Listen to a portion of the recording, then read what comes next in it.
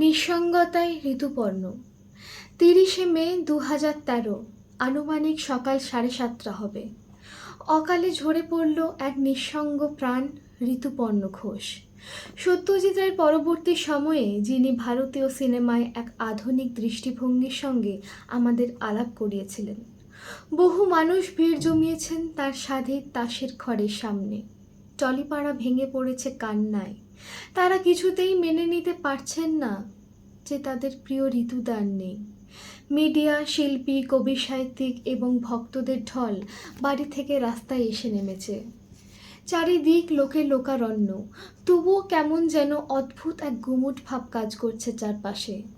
নির্জনতা এবং নিঃসঙ্গতার মধ্যে এক চিলতে ফারাকটা বুঝিয়েছিলেন যে মানুষটি, আজ সব কিছুকে ফাঁকি দিয়ে তিনি নিজেই পাড়ি দিয়েছেন আর এক নিঃসঙ্গতার দেশে।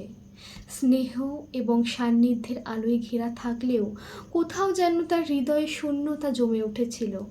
আর তাই বুঝি এক রাশ অভিমান নিয়ে হারিয়ে গেলেন চিরতরে।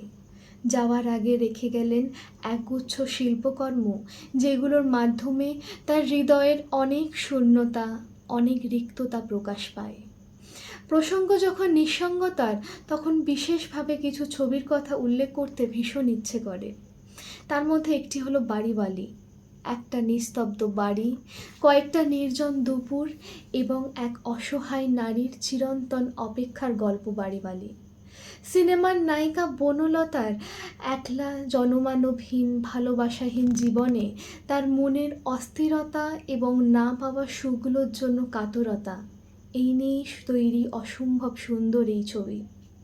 উত্তর কলকাতার পুরনো বিস্তীর্ণ জমিদার বাড়ি, ধুলো মাখা বারান্দা, অন্ধকার সিঁড়ি, দীর্ঘ ছাদ এবং শূন্য ঘর, সব কিছুই সিনেমার মূল বিষয়বস্তুর সাথে ভীষণ প্রাসঙ্গিক। ঋতুপর্ণ ঘোষ বিভিন্ন সম্পর্কের মধ্যে দিয়ে এই নিঃসঙ্গতার অনুভূতি তুলে ধরেছেন। যেমন মা মেয়ের সম্পর্কের টানাপোড়েনের গল্প 19 এপ্রিল ছবিটিতে স্তব্ধতা অনেক না বলার কথা বলে দেয়। একই বাড়ির দুই মানুষ, অথচ তাদের মধ্যে বিস্তৃত এক অদৃশ্য দূরত্ব এবং একাকিত্ব। 19 এপ্রিল শুধুমাত্র তিক্ত সম্পর্কের গল্প নয়, বরং ভালোবাসা পেলে এই তিক্ত সম্পর্কগুলোই কত সুন্দরভাবে ধরা দিতে পারে তা বোঝায়।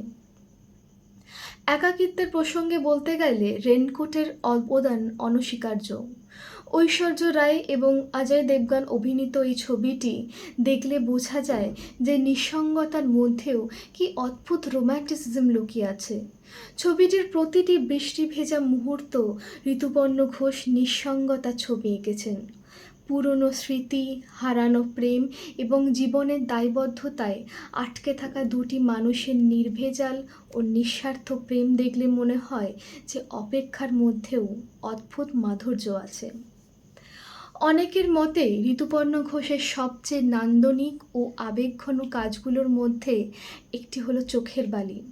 রবীন্দ্রনাথের শব্দচয়ন ও ঋতুপর্ণের সিনেমেটিক নৈপুণ্য দুই মিলিয়ে চোখের বালি হয়ে উঠেছে দুই একাকী নারীর অপূর্ণ আকাঙ্ক্ষার গল্প।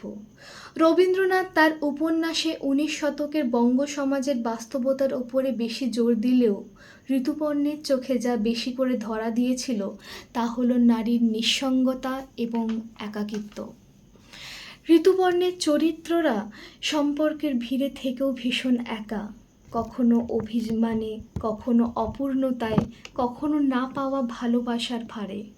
অথচ এই নিঃসঙ্গতার মধ্যেও তিনি খুঁজে পেয়েছিলেন রোম্যান্টিসিজম, যেখানে অপূর্ণতার মধ্যেও থাকে সৌন্দর্য। তাই তার সিনেমাগুলো কেবল দেখার নয়, বরং অনুভব করার মতো। আজ তার মৃত্যুবার্ষিকীতে তার চলচ্চিত্র নিয়ে আলোচনা করতে করতে বারংবার কানে ভেসে উঠছে তার কণ্ঠে রসেটির সেই বিখ্যাত লাইনগুলো। Remember me when I'm gone away, gone far away into the silent land, when you can no more hold me by the hand, nor I have turned to go yet turning stay.